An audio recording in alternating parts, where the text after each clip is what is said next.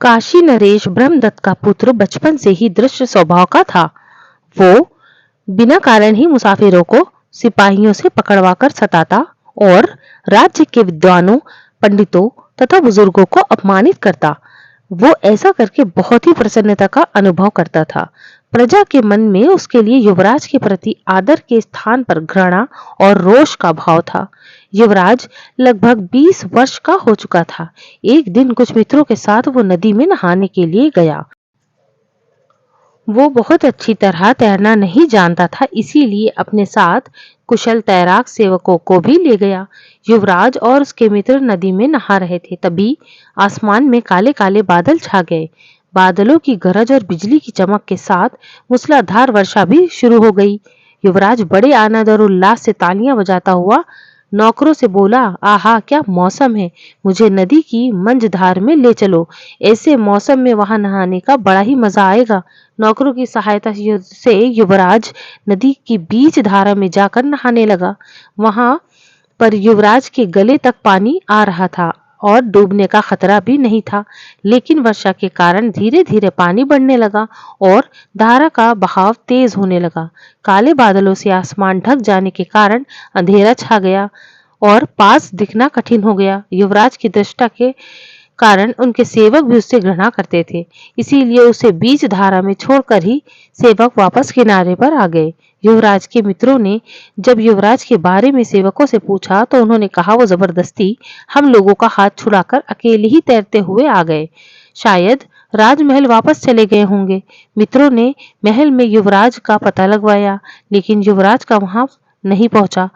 बात राजा तक पहुंच गई। उन्होंने तुरंत सिपाहियों को नदी की धारा यानी के किनारे कहीं भी युवराज का पता लगाने का आदेश दिया। सिपाहियों ने नदी के प्रवाह में तथा किनारे दूर दूर तक पता लगा लिया, लेकिन युवराज का कहीं पता न चला। आखिरकार निराश होकर वो वापस लौट आए। इधर अचानक नदी में बाढ़ आ जाने और तेज धारा होने के कारण युवराज ने पानी के साथ ही बह गया। जब वो डूब रहा था तभी उसे एक लकड़ी दिखाई पड़ी। युवराज ने उस लकड़ी को पकड़ लिया और उसी के सहारे बहता रहा। आत्मरक्षा के लिए 3 अन्य प्राणियों ने भी उस लकड़ी की शरण ले रखी थी, एक सांप और एक चूहा और एक तोता। युवराज जोर जोर से चिल्ला रहा था, बचाओ बचाओ, लेकिन तूफान की गरज में उसकी पुकार नक्कारे की तोते की आवाज की तरह खोकर रह गई। बाढ़ के साथ युवराज बहता जा रहा था। थोड़ी देर तूफान थोड़ा कम हुआ और बारिश थम गई। आकाश साफ होने लगा और पश्चिम में डूबता हुआ सूरज चमक उठा। उस समय नदी एक जंगल से होकर गुजर रही थी। नदी के किनारे उस जंगल में ऋषि के रूप में वधूस्थिव तपस्या कर रहे थे।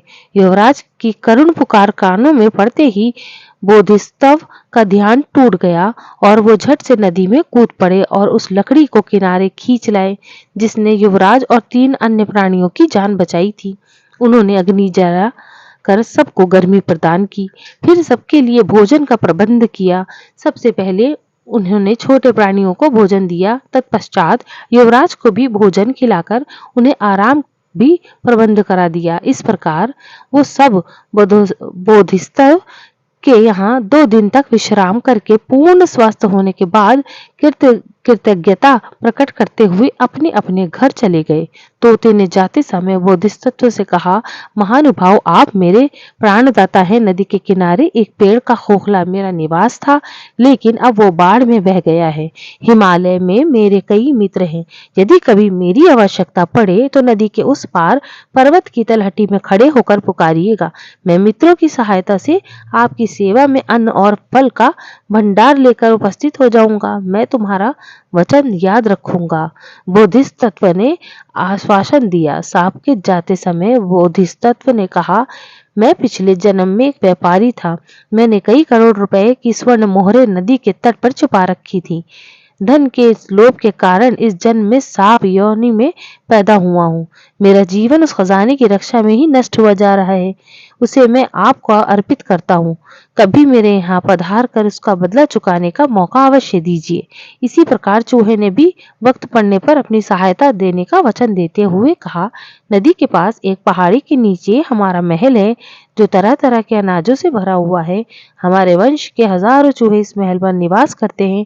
जब भी आपको अन्न की कठिनाई हो, कृपया हमारे निवास पर अवश्य पधारिए और सेवा का अवसर दीजिए।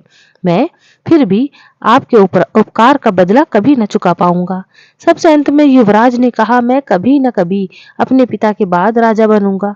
तब आप मेरी राजधानी में आइए, मैं आप पर अपूर्व स्वागत करूंगा। कुछ दिनों बाद ब्रह्मदत्त की मृत्यु हो गई और युवराज काशी का राजा बन गया। राजा बनते ही प्रजा पर अत्याचार करना शुरू कर दिया। सच्चाई और न्याय का कहीं नाम न था। झूठ और अपराध बढ़ने लगे, प्रजा दुखी रहने लगी। ये बात बोधिसत्व से छिपी न रही।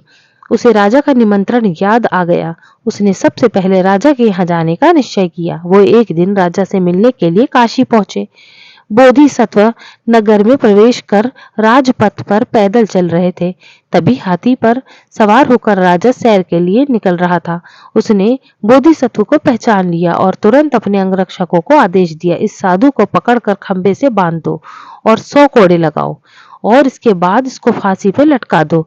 ये इतना घमंडी है कि इसने जानबूझकर मेरा अपमान किया था।